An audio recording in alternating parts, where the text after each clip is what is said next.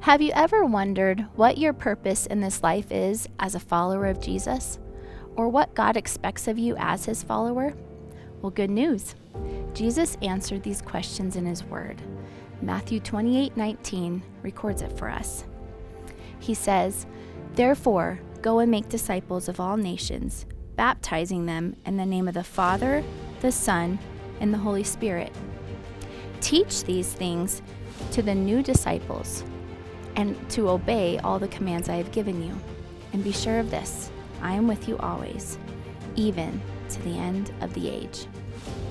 I just love that last part because this can seem like such a daunting task at times, but to know that the master of discipleship is with us always and forever, it's so comforting.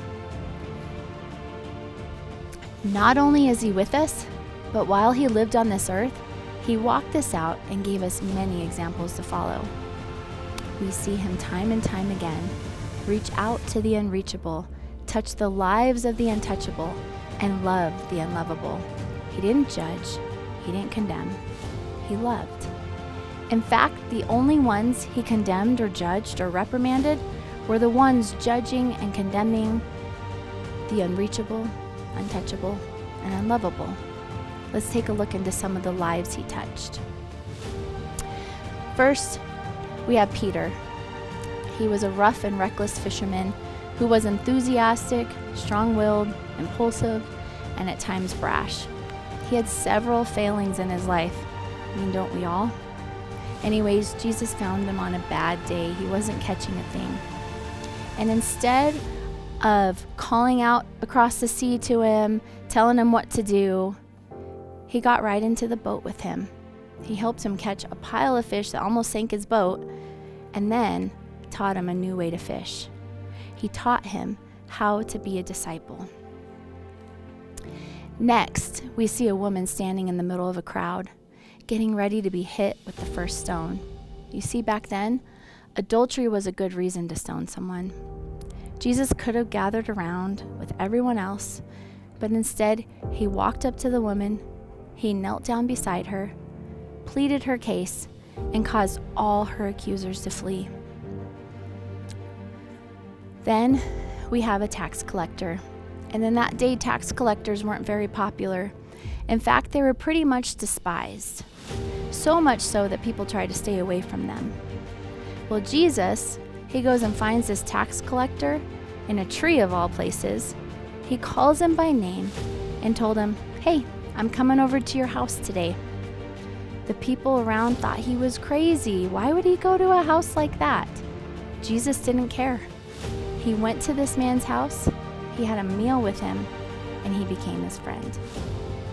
Time and time again, we see Jesus loving people right where they were, teaching, loving, and walking alongside them, no matter how untouchable, unlovable, or unreachable they seem to everyone else.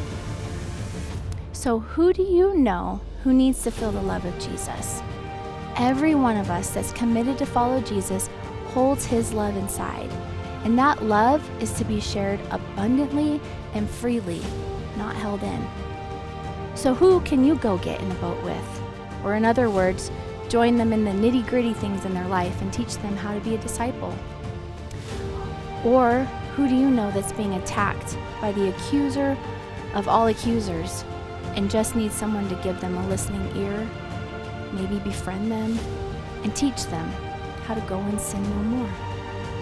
Or who do you know who needs a friend, a hot meal, warm clothes, a listening ear, to love them as Jesus would, right where they are? So I'm going to leave you with this last statement from Jesus. We can find it in Matthew 25:35 through 40. "Then the king will say to those on his right, 'Come, you who are blessed by my Father, inherit the kingdom prepared for you from the creation of the world. For I was hungry, and you fed me. I was thirsty, and you gave me a drink. I was a stranger, and you invited me into your home. I was naked, and you gave me clothing. I was sick, and you cared for me. I was in prison, and you visited me.' Then these righteous ones will reply, 'Lord, when did we ever see you hungry and feed you, or thirsty and give you something to drink? or a stranger and show you hospitality, or naked and give you clothing? When did we ever see you sick or in prison and visit you?" And the king will say, "I tell you the truth.